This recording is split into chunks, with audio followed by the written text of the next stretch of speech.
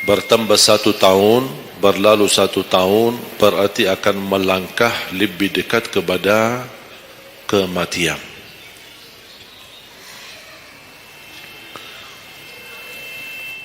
Sebenarnya bukan berapa usia kita, tapi apa isi usia kita. Isinya apa? Dan sebagaimana Rasulullah SAW menjelaskan di hadis yang sahih, di hari kiamat tidak akan tergeser kaki seorang sambil ditanya oleh Allah 4 pertanyaan. Berarti kita akan menghadapi 7 pertanyaan. 3 di kuburan, menghadap munkar nakir, man rabbuka, ma dinuka, man nabiyuka. Yang tersisa 4 nanti di hari kiamat, sebelum dimulai hisab, sebelum tergeser kaki kita ke surga maupun ke neraka,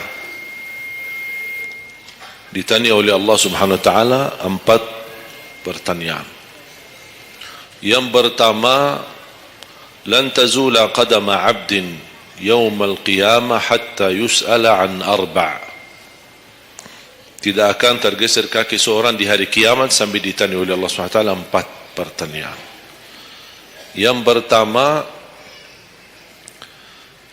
an umurihi fima afnah. Umurnya apa yang kamu lakukan. Allah tidak akan tanya berapa usiamu, tapi apa yang kamu isi dalam usiamu. 60, 70, 100 tahun, kurang, lebih, Allah tidak berdulikan berapa usia kita. Bahkan banyak para sahabat ketika ditanya usiamu berapa, dia menjawab usia saya 10 tahun. Padahal sudah tua, sudah di atas 50, ada yang di atas 40. Tapi kenapa begitu ditanya soal umurnya dia menjawab 10 tahun? Ternyata mereka menghitungkan usia yang sebenarnya adalah usia yang terisi taat. Masa jahiliyah, sebelum datangnya Islam, mereka menganggap itu semua usianya sia-sia.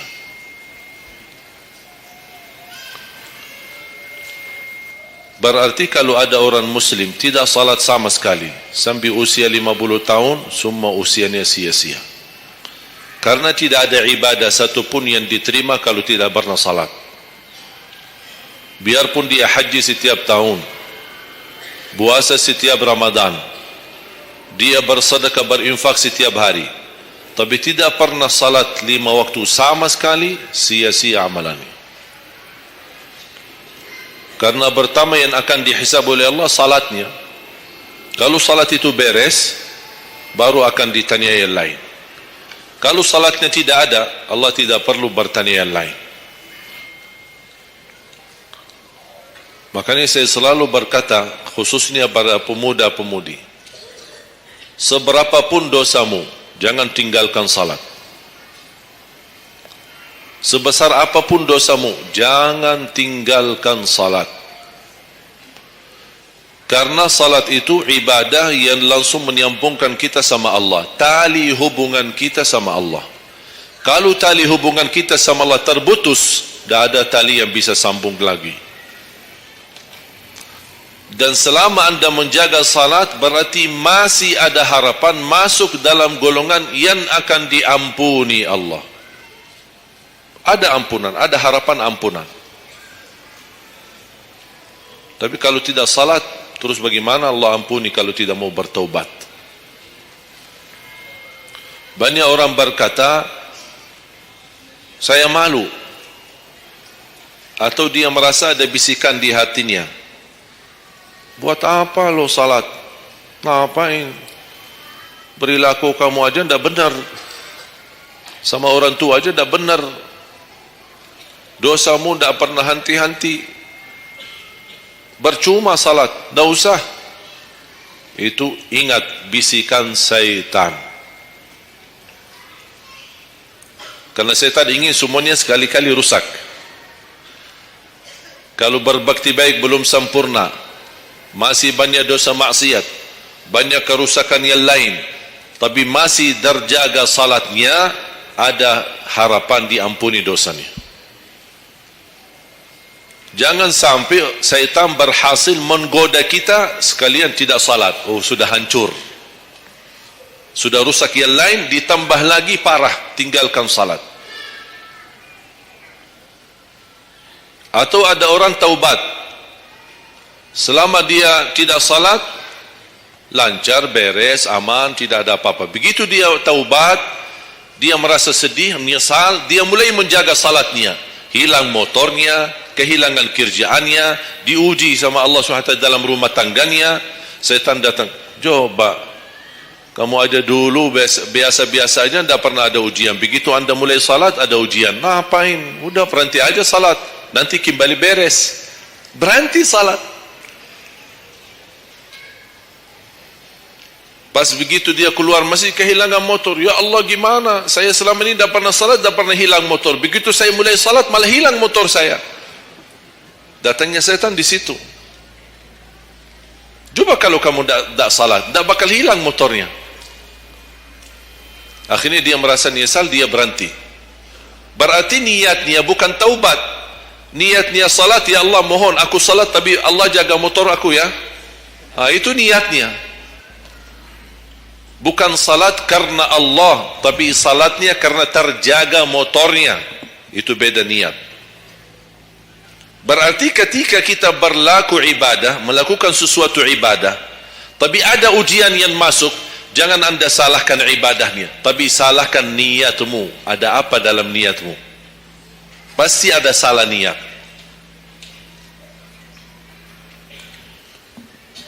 Dan itu inti daripada umur kita. Allah berikan 60 tahun. Kemarin saya hitungkan, kalau standar umur umatku kata Rasulullah kan 60 sampai 70. Itu kira-kira kurang lebih. Ada yang lebih tua, lebih panjang usianya, ada yang lebih muda. Tapi standar kata Rasulullah SAW, a'maru ummati baina 60 wa 70. Standar umur umatku antara 60 sampai 70. Ada yang melebihi dari itu, tapi sedikit sekali dibanding yang lebih muda. Saya kemarin hitungkan 60. Apa yang kita lakukan di dalam usia 60 tahun. Dari lahir sampai balik. Sampai tahun berapa? 15? Kita sepakat 15? 15 tahun. Berarti sebelum balik belum taklif. Sebelum balik belum taklif. Haji boleh tapi tidak wajib, karena syarat haji harus balik. Syaratnya harus balik, walaupun diperintahkan, dibiasakan untuk melaksanakan salat. Tapi anggaplah bedun taklif, belum ada taklif, belum ada kewajiban, berarti 15 tahun itu sia-sia. Dipotonglah dari 60, berapa sisa? 45. Tidur sehari berapa jam? 8? Boleh kita sepakati angka 8? Ya, kita bicara standar. Katanya menurut kesehatan, tidur yang normal dan pas dan cukup adalah 8 jam. Anggaplah 8 jam tidur. Ada yang tidur 12 jam. Ada yang tidur bangun, salat tidur bangun, salat tidur bangun. Kalau hari libur, dia tidur, tidak capek tidurnya. Begitu bangun, ya Allah begal badan saya, tidur lagi.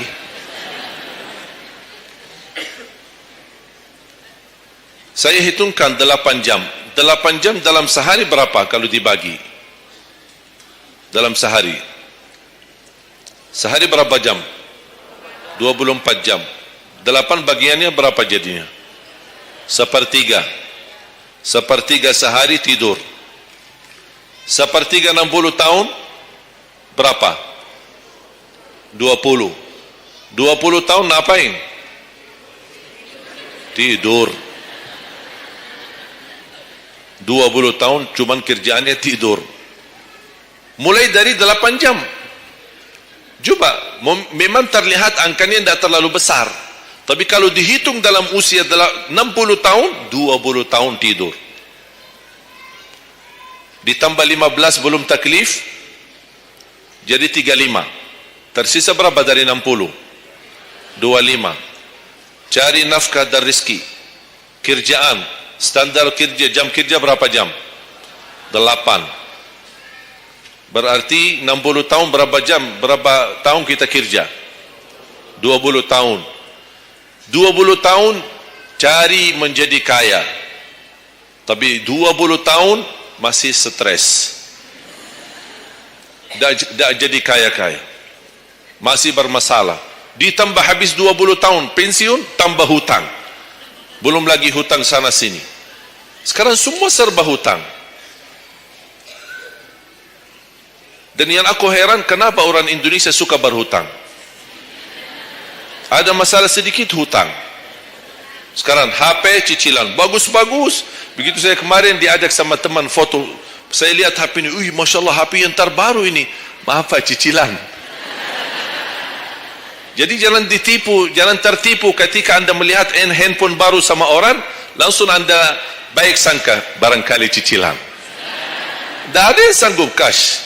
Cash itu 12 juta sampai ada 15 juta. Bawa mobil yang mewah, cicilan. Begitu pindah rumah, cicilan. Jalan-jalan besok juga nikah, cicilan. Semua serba cicilan. Dan terpengaruhi dengan promo sana sana ini ada ini non persen, non ini apa, sini beli satu dapat satu, dan semua serba hutang.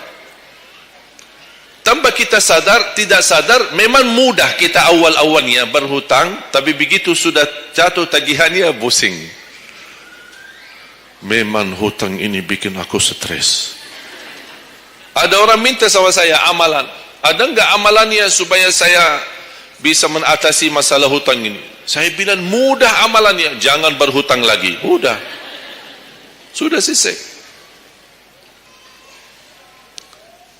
Hutang itu di dalam Islam dibolehkan kalau sudah benar-benar keadaannya darurat, sudah tidak ada solusi, tidak ada jalan, tidak ada yang bisa bantu, tidak ada yang bisa menolong, akhirnya terpaksa. Dan hati-hati dari riba. Jangan terpaksa nanti beralasan, ya Allah saya terpaksa menggunakan pinjaman bank tapi riba. Pinjam 100 juta kembalikan 120 juta. Dosa besar. Masih lebih ringan dosa zina sama ibu daripada terima uang riba. Nauzubillah min zalik.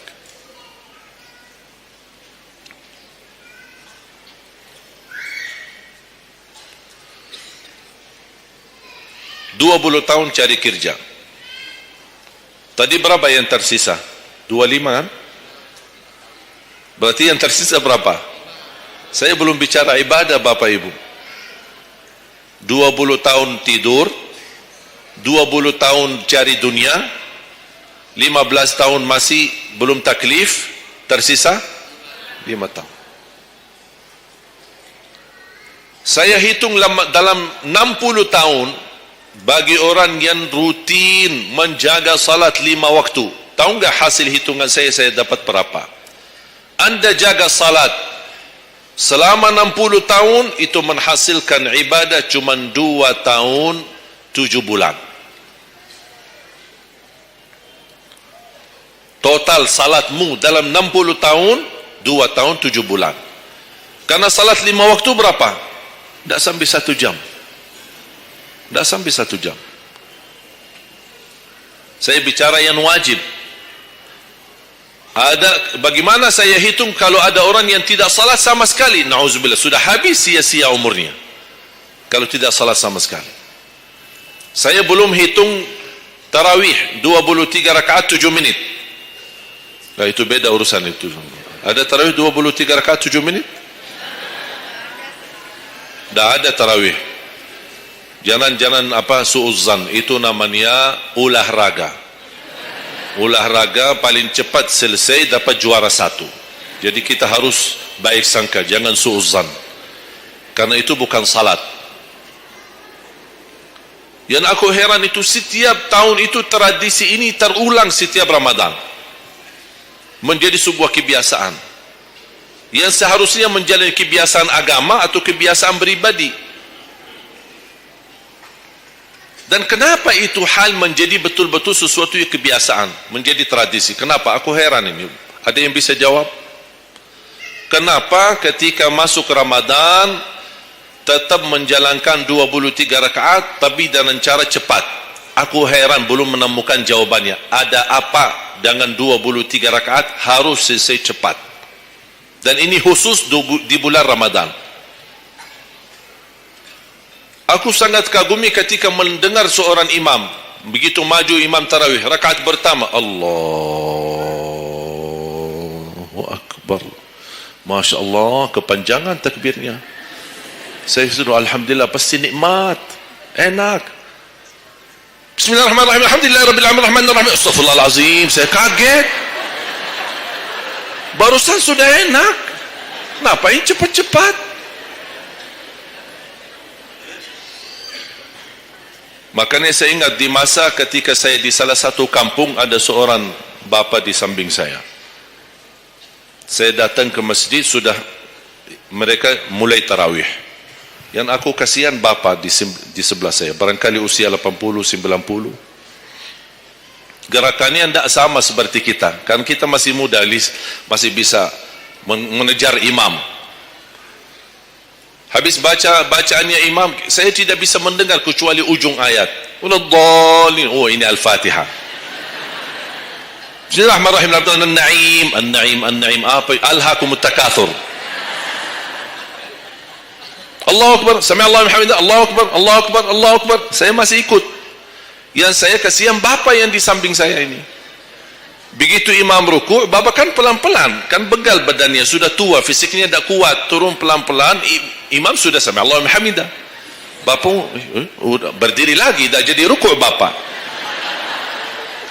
Bas begitu sujud, kita semua turun sujud. Bapa saya lihat pelan-pelan sambil batu-batu. Turun. Begitu dia sudah mau nyampe, imam sudah rakaat kedua. Bapa malah berdiri lagi, tidak jadi sujud. Astaghfirullahaladzim, kasihan bapa tidak jadi ruku, tidak jadi sujud.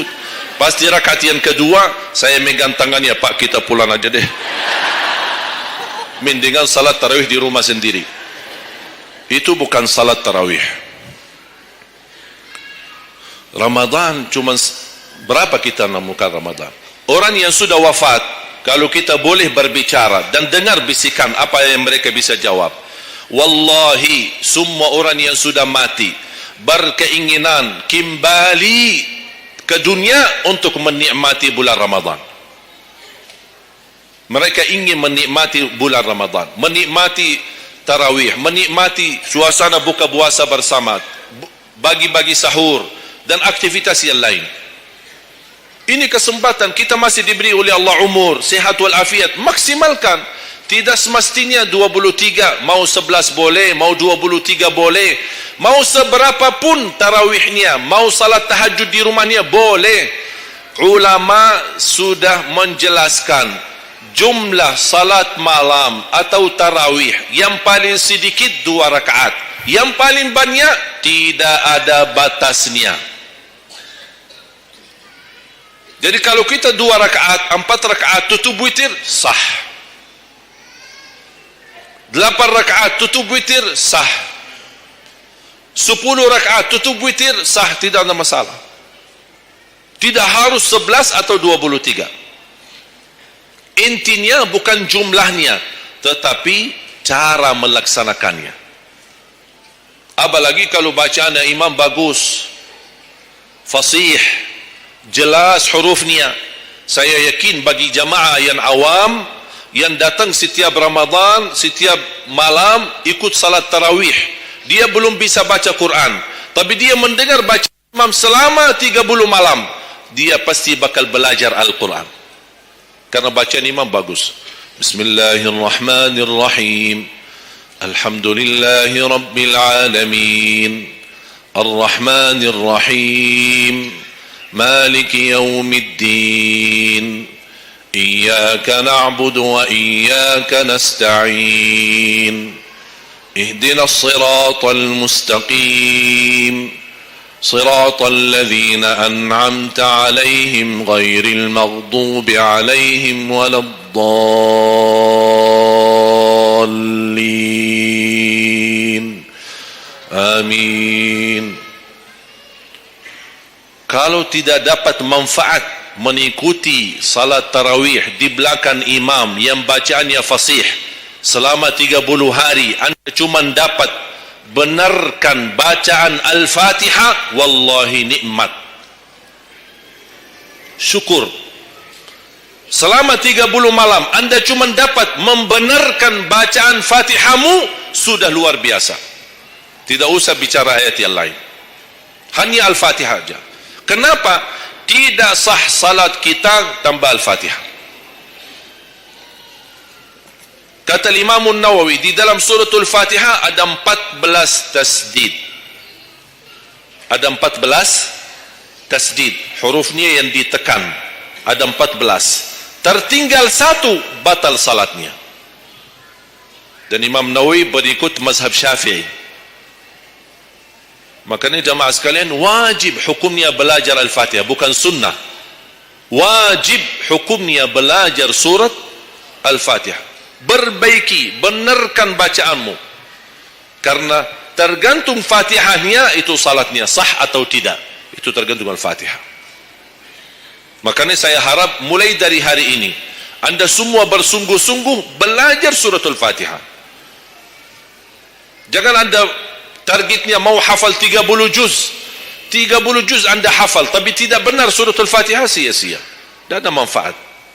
Karena anda baca suratul Fatihah, tidak baca ayat yang lain sama sekali, masih tetap sah salatnya. Karena suratul Fatihah tidak bisa diganti. Kalau anda lupa baca selain suratul Fatihah, ada istilah lupa salah satu kewajiban bisa diganti dengan sujud sahwi. Misal, rakaat pertama baca Al-Fatihah, itu rukun. Lanjut dengan baca ayat pendek. Anda tidak sadar, habis waladhdallin amin, hip Allahu Akbar. Lupa baca ayat, itu diganti dengan sujud sahwi. Itu kalau di salat wajib. Tapi kalau di salat sunnah, tidak ada wajib atau rukun selain suratul Fatihah. Jadi anda kalau salat sunnah cuma suratul Fatihah, kemudian takbir, rakaat yang kedua suratul Fatihah dan kemudian langsung ruku', sah salatnya, tidak apa-apa. Tidak harus baca surah-surah yang lain. Itu di salat sunnah. Tapi kalau di salat wajib, hukumnya baca Al-Fatihah rukun, hukum baca surah yang lain wajib. Kalau terlupa, diganti dengan sujud sahwi. Sujud sahwi 2 kali sebelum salam. Habis tahiyat, sujud 2 kali, kemudian langsung habis itu salam. Dan habis sujud sahwi tidak bagi tahiyat lagi. Sudah cukup tahiyat yang anda baca. Makanya kembali lagi jamaah sekalian, umur bukan berapa usianya, tapi apa isinya. Maka Rasulullah SAW bersabda, ni'mal abdus salih man tala umur wa hasun amalu. Sebaik-baik hamba yang salih, yang panjang usianya, tapi baik amalannya. Baik amalannya. Bulan Syaban ini sekarang tersisa kurang lebih 14 atau 16 hari. Rasulullah SAW punya kebiasaan puasa Syaban full. Sampai kata Siti Aisyah, tidak pernah aku melihat Rasulullah puasa 1 bulan penuh selain bulan Ramadan sebagaimana di bulan Syaban. Penuhnya Rasulullah SAW. Bukan nisfu. Setiap datangnya Syaban ditanya nisfunya, mana nisfu Syaban? Nisfu. Full Syaban, puasa saja. Di awal boleh, di tengahan boleh, di akhir boleh. Yang tidak boleh, yang tidak pernah puasa Syaban, pas begitu berakhir, mau mendekati Ramadan, seminggu terakhir atau 10 hari terakhir, itu ada sebagian ulama berkata makruh. Kalau sudah 2 hari terakhir bulan Syaban, anda tidak pernah ada puasa sebelumnya, itu dianggap oleh ulama haram. Apalagi kalau sudah jatuhnya di hari keraguan, hari ragu-ragu, kemungkinan ini bisa hari terakhir, kemungkinan bisa masuk Ramadan, isbat Ramadan. Termasuk ibu-ibu dan jamaah sekalian yang masih punya hutang, segera lunasi hutangnya. Jangan begitu sudah mendekat puasa, anda punya hutang 7 hari, tersisa bulan Ramadan 5 hari. Syekh, apa? Aku punya hutang 7 hari, sedangkan yang tersisa bulan Ramadan itu tinggal 5 hari lagi mau masuk Ramadan. Aduh, 1 tahun dah pernah tanya. Begitu sudah mepet baru cari jawabannya. Itu karena hukuman nanti. Tetap diganti puasa yang dari tahun yang lalu. Tetap bayar hutangnya dan kena denda setiap hari kena fidyah. Jadi seandainya anda masih punya hutang dan masuk Ramadan, anda belum lunasi, tetap hutang itu terbawa nanti. Pas habis Ramadan, anda punya kewajiban bayar hutang. Tapi karena anda tunda, mundurkan sampai masuk Ramadan, anda punya kena denda. Ditambah lagi, bukan hanya bayar dengan puasa, ganti puasa, tapi ada lagi namanya fidyah. 1 hari 1 orang miskin diberikan kecukupan makanan. Makanya kembali lagi, yang punya hutang segera lunasi hutangnya. Masih ada kurang lebih 15 atau 16 hari. Jangan sia-siakan umurmu. Yang kedua, pertanyaan Allah Subhanahu wa taala, wa an syababihi fima ablah. Usia mudahmu, apa yang kamu berjuangkan? Apa yang kamu lakukan? Pertanyaan saya kepada jamaah, usia muda apakah bukan usia dari umur? Bukan sesuatu dari umur? Usia muda bukan sebagian dari umur? Dari total umur? Bukan. Dari total umur. Tapi kenapa Allah bertanya soal umur secara total dan ditanya lagi soal usia mudahmu? Kenapa? Padahal kan sudah cukup Allah tanya tentang umurmu, ditanya lagi tentang usia mudamu. Kenapa 2 kali ditanya? Allah tidak mencukupi dengan pertanyaan umur, total umur kita, tapi Allah menambahkan lagi, itu menjadi beban bagi seorang pemuda. Allah bukan akan tanya total usia umurmu, tapi akan Allah tambah lagi pertanyaannya, apa yang kamu lakukan di usia mudahmu? Usia muda itu sangat, menurut saya sangat sensitif. Anak muda yang taat, istiqomah di sisi Allah lebih baik daripada yang tua yang taat. Sekali lagi, dan yang tua-tua jangan tersinggung ya. Yang muda yang taat, istiqamah di sisi Allah lebih mulia daripada yang tua yang taat. Sama-sama taat, tapi kenapa yang muda lebih mulia? Karena godaannya lebih besar. Kalau yang tua, apa yang mau digoda? Habis sudah. Tak ada fisik, tak ada tenaga, tak ada apa. Kalau yang muda banyak godaannya. Pandangan matanya, telinganya, hawa nafsunya, sahwatnya, fitnah sana sini. Mudah digoda, anak muda. Makanya Allah berikan kemuliaan. Bahkan salah satu hadis yang sahih, di hari kiamat semua di bawah matahari, cuma 7 golongan yang di bawah naungan Allah. Di antaranya wasyabun nasya'a fi ta'atillah, seorang pemuda yang menjaga diri dalam bertaat kepada Allah.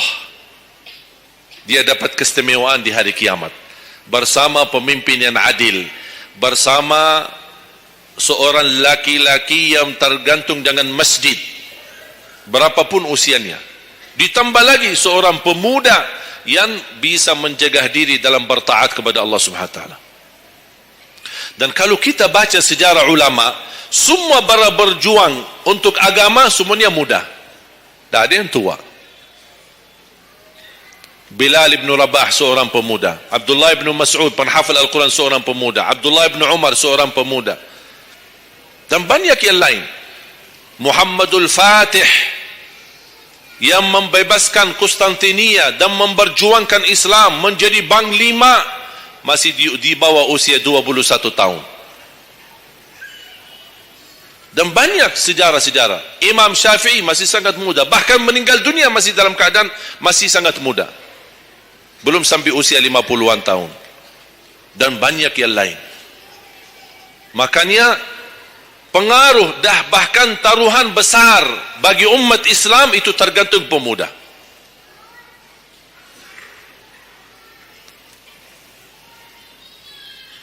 Kalau pemuda yang suka memakmurkan masjid, mencintai Al-Quran, dan dia bisa menjaga diri, dan dia bisa berbakti baik sama orang tuanya, dan selalu menjadikan target utama ridha Allah, wallahi Indonesia makmur.